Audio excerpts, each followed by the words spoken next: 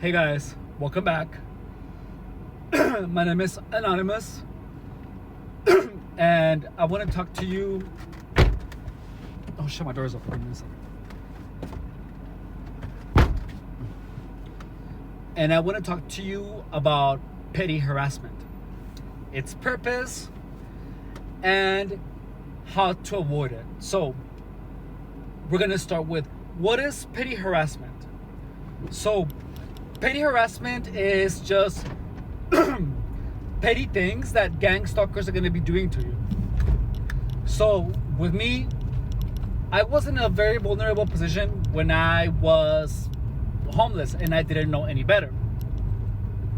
For example, when I was staying in a tunnel and during COVID, and even though it was really private, there was a car who would continuously and incessantly drive through the tunnel really fast and rev the engine really loud in the tunnel. And I was trying, that's why I remember I was trying to make animation on my iPad, which actually ended up becoming pretty good at it, but it's so time consuming. I will tell you guys later. I will show you a video later.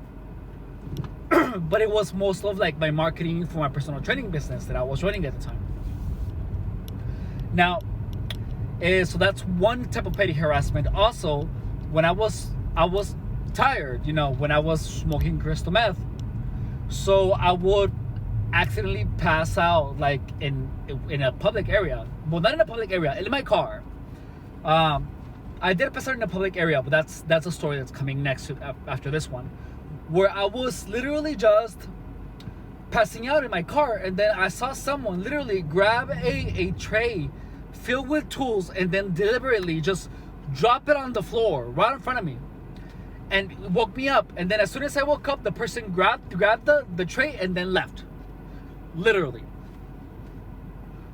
Petty harassment is also having an absurd amount of people trying to look into my car, where I was sleeping. It would cause a lot of discomfort. Or just shine their headlights right to your eyes when you're like parked somewhere. So I would on these times, a lot of times I pretended like I didn't notice it. So other types of petty harassment is just when people do sketchy things to make you feel uneasy, to make you paranoid. Also, in the petty harassment is things that trying to like scare you, mess with do some peripheral vision things. Since we see blurry in our peripheral vision, they're gonna do things like dance around, and then once you turn around to look, they're gonna like not be dancing. That is petty harassment. There was a time where I was at the laundromat, and at this laundromat they have couches, and this bitch would literally sit behind the couch behind me, and she would like push the fucking couch against me. So I'm gonna tell you how I dealt with the situations. Also, more petty harassment was when I tried to use a restroom in like a public restroom, like a Starbucks. I would be there, and then as soon as I would walk in, a woman would bang on the door really loudly. Hey, I need to use the restroom, and then like she would like try to open it, even though I yelled that I was in there. So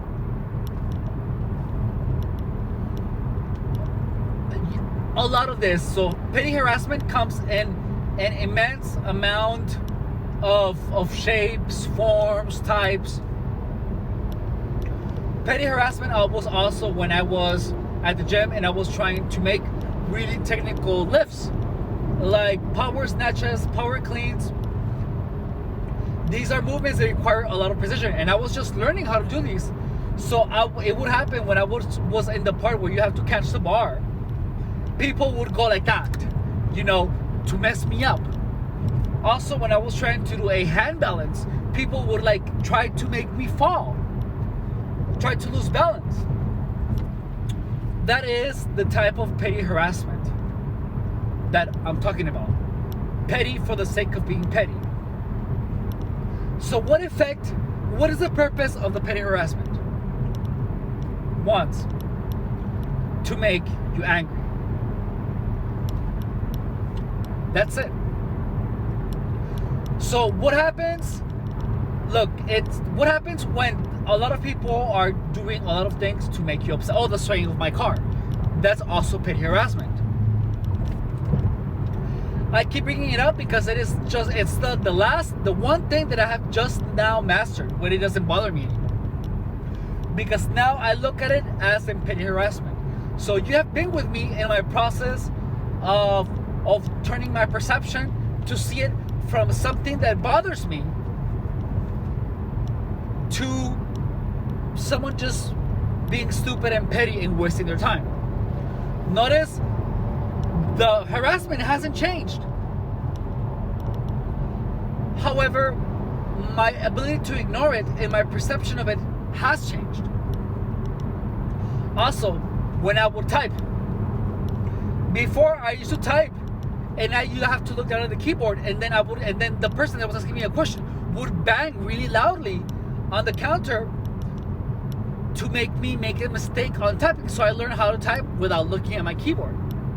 And I don't even look at the person's face. I just do my job. And I don't even have to look at the person. I just look at the screen of my computer and then I just do the typing. I don't even pay attention. I don't even hear pretty much I've been able to zone out the petty harassment. It doesn't make me angry anymore. And they see that now. Which is why the petty harassment, I'm still being petty harassed. However, I am being smart about it and I'm being strategic about it. So, listen. The petty harassment isn't going to change. So, like, another petty harassment was when they would talk really fast and a way try to make me confused. I don't get angry anymore. I just take it for what it is. And I just literally say, oh, I'm sorry, I totally misheard you. And there's no harassment. And they get angry when you don't get angry. That's what makes them angry the most, because they're expending their energy and being petty to make you upset. So this is what happens when you get angry so constantly. So when you get this anger, the moment that you see something that closely resembles what they're doing, that closely resembles is a harassment that was done in and day out to you, you start remembering, and then involuntarily you get a flashback. And then you remember. Give me 1 second. And then you relieve the pain. And that's what gangstalking does, is when you start seeing everyone as a harassment. Because you see something and it triggers the memory, and then you feel the pain. So that's the purpose of the petty harassment, is for you to see things that constantly remind you of the gangstalking. And then you just get flashbacks and day in, day out, things that that bring up the memories, and then you feel the negative emotion again. That's another aspect of gangstalking. That's what happens. So then you get to a point where even someone accidentally interrupting you because they just want to ask you another question, you start seeing it as harassment. So you make the assumption that they're a gangstalker. That's why people believe that people who are not even gangstalkers are gangstalkers, because it creates that illusion. Now, and what happens? You start feeling the angry, and then when you leave and you're by yourself, the only thing that you do is you just ruminate about all the anger that you felt. You ruminate about the events that happened, even when a lot of them could have not even be harassments. You're just interpreting them that way because your perception has changed. Now, this anger causes continuous rumination. And the continuous rumination will just make you more angry. So, what's the purpose of the petty harassment? Anger. If you're feeling anger all the time, you're gonna feel exhausted of feeling anger, and your anger emotion is just gonna get exhausted. But it can get really strong. It's gonna make you resentful. Not to them only, but to yourself, because you can't do anything about it. You're gonna feel powerless. Because if you feel angry and you don't control your emotions, you will be powerless. They have literal control over your emotions. That's mind control. So, how do you stop it? First, you have to structure your life around it. So, drastic events require drastic measures. Before, I used to cover all my windows.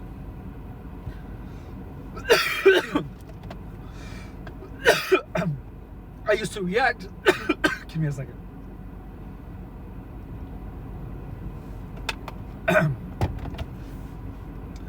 I used to react, but I would try to appear like I didn't react, which it's easy to read. So I had to learn how to deal with these harassments. They're not going to do any new harassments because I've been harassed for so long, they already know all the tricks. So like another petty harassment was when I put my switch on the floor and I was working, and a client pretended to throw a weight on my switch. And I just like looked around because I knew it wasn't going to happen. That's not that exactly, but that trick of pretending that they're going to drop something on you, or they're going to steal things like, the fucking joystick covers of my switch, or just move your things around. All of that is petty harassment. So what do? So once, the way that I dealt with that when I was in the homeless shelter was, one, always lock all my things and put a fucking camera in the room. And the petty harassment from the room was stopped. It completely stopped. I fixed that. Now that I'm out here, that's why I park at trolley stations, because there's a lot of people. When there's people, guess what? They're not gonna be right there crouching like an idiot, in a place where there's a lot of people, because they're gonna be embarrassed.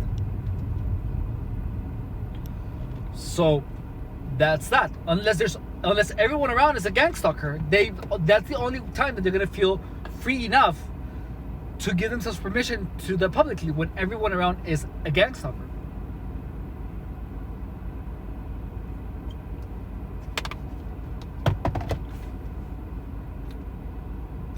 Now, I have always been the type of person I have always been the person to have always trying to stay focused. That has always been my solution. And I still feel that is the right solution.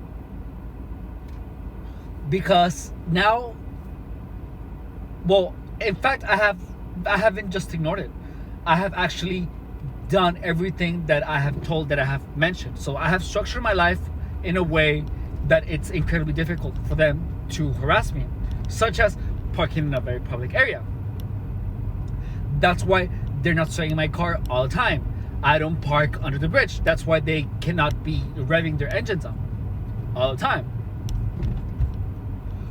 Also, I don't cover all my windows, because that way I can see who's around my car. So they cannot be trying to look into my car, because I'm here. Additionally, I learned how to type without looking at the keyboard. So I don't have to look down, and I can just look at my screen and not look at the person who is trying to harass me. So I don't even have to look at their face. Also, the people who do the petty harassment, I literally just I block them out of my life. The moment that I see something that is making me feel uneasy, I don't like how you're behaving. Don't talk to me ever again. I am structuring everything in a way to my favor. I didn't know that I could control all of this because I felt powerless. So that's how you deal with the petty harassment. You get rid of the people that are harassing you or that are making you feel uneasy, paranoid, or whatever. You just tell them, no, leave. Next, you have to learn how to control your emotions. You have to learn how to see petty harassment for what it is, a petty intent at making you angry. Once you learn how to recognize it, you're not going to feel angry. You're just going to laugh about it. And that's that. Problem solved. You want to be able to control your reaction to petty harassment. Even so, don't just try to control it physically, because that's where I started. I was being attacked and it was working. However, I did my best to ignore it. But I was still getting hurt. The things that I didn't know what was the actual intention is to just make me angry. Now, that's the bullet. I was not dodging the bullets. I was trying to dodge them. However, now I don't have to dodge the bullets because they don't do anything. That totally sounds like, in the Matrix, right? Well, yeah. Well, there's the truth. I don't have to dodge the bullets because I don't even see them anymore. I see them, but I don't acknowledge them as a bullet. Now, continuing from that, give me a second. Yeah, so you just have to learn how to recognize it. It's an intent to make you paranoid, to swirl your emotions. And all you do is just not allow that to happen. And structure your life around keeping their access to you to the minimum. And that way, you're going to get most of your freedom back. The petty harassment doesn't stop. But once you learn how to dodge it or how to face it and not have any emotion, it's possible. It really is possible. And when you learn how to do it, you're gonna feel the amount of enjoyment that you're gonna get of looking at their face filled with disappointment because their petty intent of making you feel angry doesn't work. It's gonna make everything worth so much, because it's gonna bring you joy, because you're just gonna see them like, so there's gonna be hundreds of ways. In 7 years, I'm an expert at controlling my anger. I literally only allow my anger to come out when I see it as the right moment when I allow myself to be angry. But don't allow anyone to control your anger, because when you allow them, they have control over you. They know your triggers, and that's mind control again. So you have to learn how to control your mind and not allow anyone to control it for you. The moment that you have control of your anger, that you learn how to dodge bullets, or to just take it of make the bullet nothing. When you're able to make nothing of the bullet, that's when they're gonna see that they have nothing on you.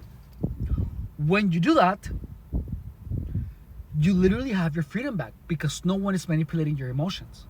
It's all a manipulation of your emotions. And yeah, it's all of that harassment is just making you angry. They have control of your emotion of anger. But don't feel angry. Look at it for what it is, a petty attempt at making you angry. Or making you paranoid. That's all it is. Just see it. The petty harassment is an intent of making you feel a lot of emotions that are negative. So when someone is trying to make you upset publicly, you flip it around. You turn the tables. Such as when I was in the restroom and the woman was trying to enter, even though when I obviously said it's busy, you stop what you're doing and you open the door and you tell them, did you not hear I told you that I was busy? Do you have no manners? Do it as publicly as possible, as loud as possible. Tell her to fuck off if you want, but make her feel ashamed. I keep saying it her because the people that did this to me the most times were women. And that's all you do. So you have to analyze the situation. You can't feel angry because anger is gonna cloud your capacity of thinking, of analyzing. So you analyze the situation. You think, do I ignore it or do I confront this person? And then, so the restroom situation, I just confronted it. Or do I have to do something to make myself less prone to being harassed? Which to me was parked somewhere where it was more publicly available. Don't be scared to call the cops. So cops are not gonna trust me, even though gang stalkers are going to push the narrative that cops have the gang stalkers' best interest in mind, even though they might be aware of the gang stalking that you're going through. If there's being an obvious injustice being done against you, they have to do their job, and if they don't, you can report it to the higher ups. So don't be scared of calling the cops, because they have to do their job, and if they don't, you can report it, regardless of their being part of the gang stalking situation or not. So you have power. You do. And there's a way of stopping all the harassment. I have managed to stop the harassment, even though when I think about it, the harassment hasn't lowered at all. I have lowered it because I have changed the way that I do things. And that's how you make gang stalking. That's how you take the power of gang stalking away from you. By structuring your life, controlling your emotions, and by strategically doing things or not doing things. That's it. And you might fuck up a couple of times, but in the end, you're gonna get better at it. And it takes practice, a lot of practice. And you're gonna get so good at it that you're gonna forget most of the time that you're getting gang stalked. That's all for this video. Thank you for watching. Bye.